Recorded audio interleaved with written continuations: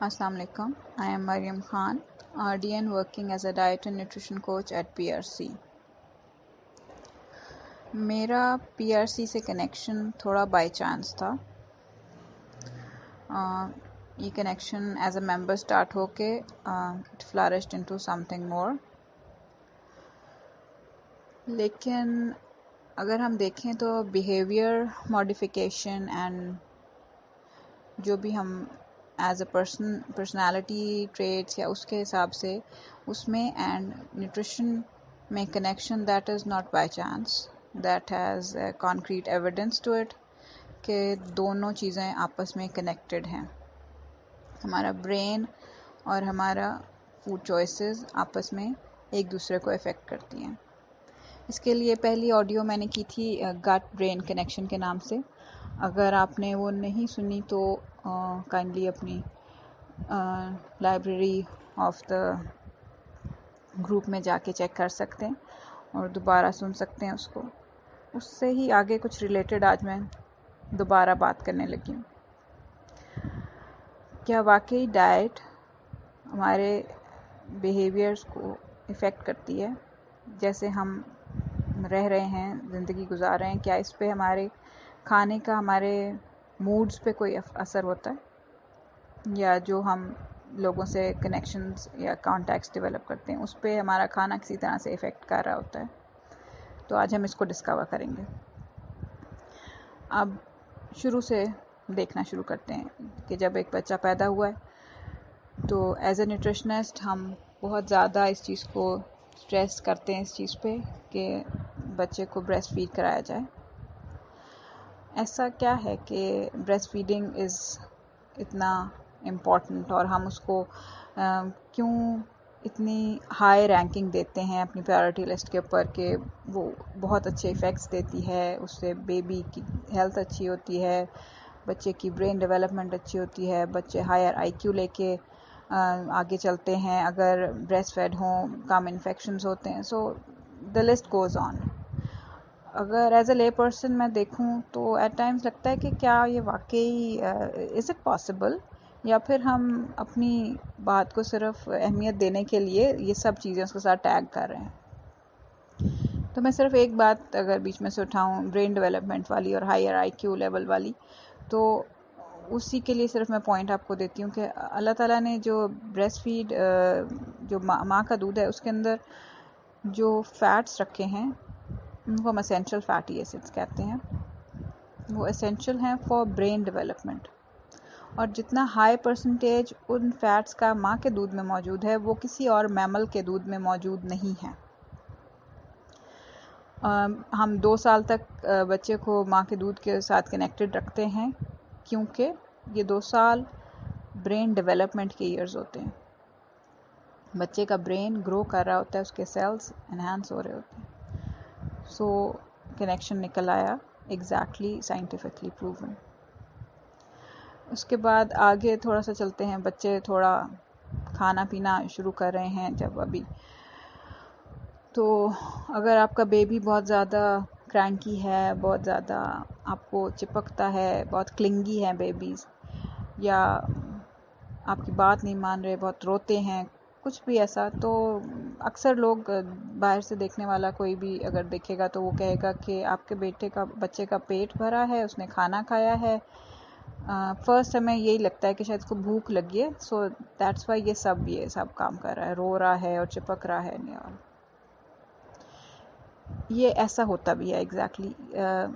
Hunger can be a reason जो कि बच्चा शो कर रहा होता है इस तरीके से। हंगर को शो करने के लिए रोना वैसे लास्ट साइन होता है। जब मैं अपनी लैक्टेशन कोचिंग के सेशंस ले रही होती हूँ तो उसके अंदर मैं मदर्स को ये गाइड कर रही होती हूँ कि don't wait for the baby to cry कि आपको पता चले अब आपने उसको दूध पिलाना है, क्योंकि इस तरह आप उसके डाइटरी पैटर्न सेट कर रही हैं प्लस उसकी हैबिट्स डेवलप कर रही हैं। सो खाना एंड आपकी हैबिट्स लिंक होना शुरू हो गए हैं।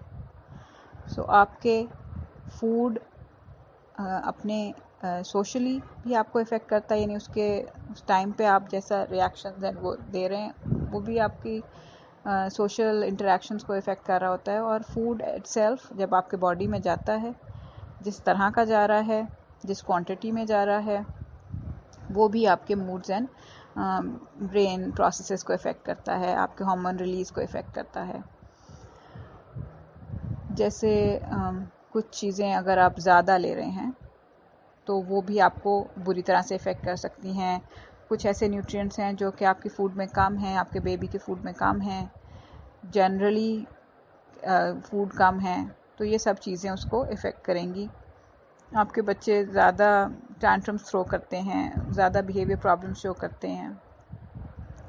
अक्सर कहा जाता है ज़्यादा चीनी तो नहीं दे रहे, ज़्यादा मीठी चीज़ें तो नहीं दे रहे। So there is a connection, छोटी छोटी चीज़ें कनेक्ट होती जाती हैं। इसी तरह अगर इन्हीं को बेसिस बना के देखना शुरू करें तो जो बिगर इश्यूज़ हैं, बिगर प्रॉब्लम्स हैं, जिनको बहुत आसानी से लेबल कर दिया जाता है, बाज़ दफ़ा ADHD and attention deficit and बहुत सारे टैग्स एंड लेबल्स अवेलेबल हैं, डॉक्टर्स के पास भी लेके जाया जाता है, मेडिकेशन तक बात चली जाती है। लेकिन चंद लम्हे के लिए रुक के देख लीजिए कि कहीं कोई ऐसी चीज़ तो नहीं है जिसको आप थोड़ा मॉडिफाई करके अपनी बेबी के लिए बेहतरी कर सकते हैं।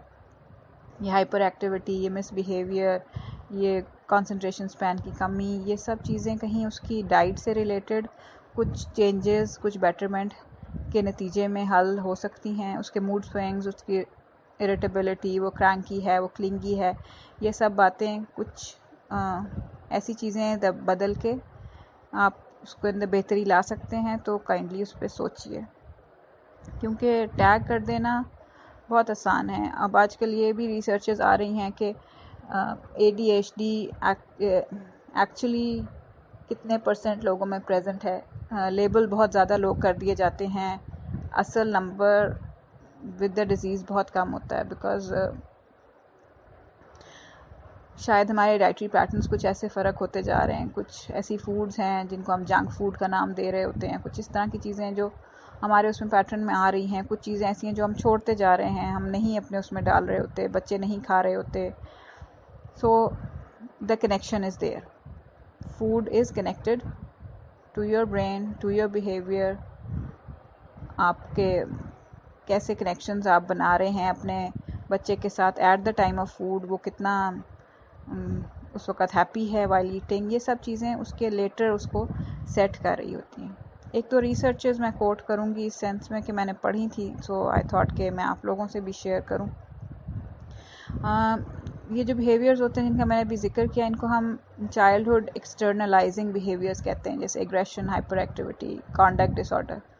और ये जो हैं जो हेल्थ प्रॉब्लम्स हैं, ये कनेक्ट की जा रही होती हैं न्यूट्रिशन के साथ।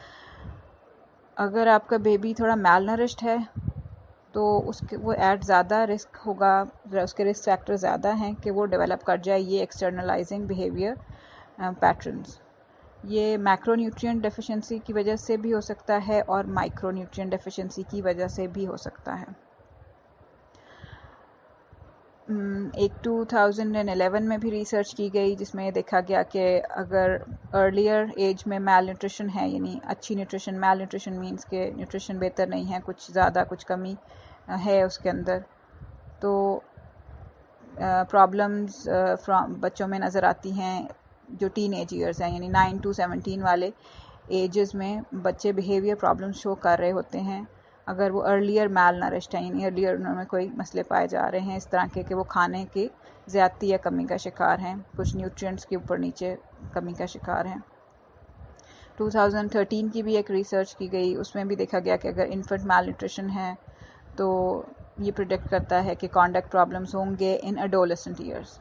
सो अगर आप की फूड इतने लॉन्ग टर्म इफ़ेक्ट्स कर सकती है कि एक बच्चे की मैल न्यूट्रिशन उसके एडोलेसेंट ईयर्स को डिफ़ाइन कर रही है, उसके एडोलेसेंट प्रॉब्लम्स को डिफ़ाइन कर रही है, तो हम क्यों नहीं रुकते एक सेकंड के लिए और देखते कि किस तरह से हम उसको सॉल्व कर सकते हैं शुरू के स्टेजेस में ही। हमें क्यों ये लगता है कि बच्चा अगर रो रहा है, परेशान है, सो इसको कुछ इशू है, जनरली इसके नेचर में ही ये इशू है, और हम इसको ये प्रॉब्लम किसी तरह सॉल्वेबल ही नहीं है अनलेस हम उसको सिडेट कर दें विद एंटी डिप्रेसेंट्स और इस तरह के मेडिकेशन अब इतने छोटी एज तक के बच्चों को ऑफ़र करना शुरू कर दिए हैं डॉक्टर्स ने, जो कि विच इज़ नॉट राइट। आप पहले बाकी सब चीज़ें ट्राई कीजिए, keep the medication as the last resort. आप पहले वो सब चीज़ें देखिए जो कि रूट कॉजेज़ हो सकती हैं उस मेडिकेशन तक पहुंचने से पहले, जो कि सिर्फ आपके बच्चे को सुला देगी एक सेंस में कि वो अपने इमोशंस अनुसार कुछ एक्सप्रेस नहीं कर पाएगा, अनेबल हो जाएगा उसको करने के लिए। वो उसको बेहतरी की तरफ नहीं लेके जा रही होगी, वो सिर्फ उसको उसके इमोशंस को दबा दबा के बंद करने की कोशिश की जा रही होती है। So the connection is there, इसलिए मैं और पीआरसी इतना वेल कनेक्टेड हो गए क्योंकि food is connected to your brain and the way your brains function। तो इसलिए आप भी इस कनेक्शन को ज़रूर चेक कीजिए अगर आप किसी ऐसे सिचुएशन में हैं as a mother, as a parent, और आपको लगता है कि इशू है, तो ये कनेक्शन भी ज़रूर चेक कीजिए, टैप कीजिए इसको। आप हमें कांटेक्ट कर सकते हैं इसके लिए पीआरसी के फेसबुक पेज पे, यूट्यूब पे। हमारा नंबर है, कांटेक्ट नंबर है 00923077198611। Thank you.